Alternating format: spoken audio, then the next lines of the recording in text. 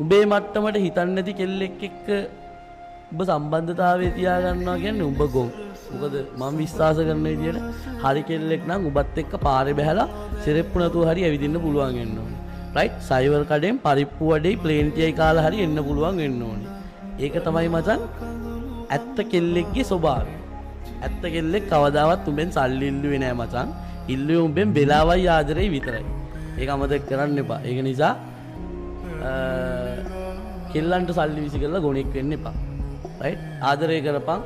ආදරය කරද්දී උඹට තේරෙයි මේ කෙල්ලට වියදම් කරාට ප්‍රශ්නයක් නෑ කියලා. එහෙම දැනෙනවා නම් ඒ කෙල්ලට අවශ්‍ය දේවල් වලට වටිනා තැන් වලට වටින දේවල් වලට විතරක් වියදම් කරපන්. කවදාවත් ඕන නැති දේවල් වලට වියදම් කරන්න යන්න එපා. මොකද මම ජීවිතේ ගොඩාක් දැකලා තියෙනවා. සමහර වෙලාවට කෙල්ලට පිට යන්න පුෂ් එක දෙන්නෙත් අපි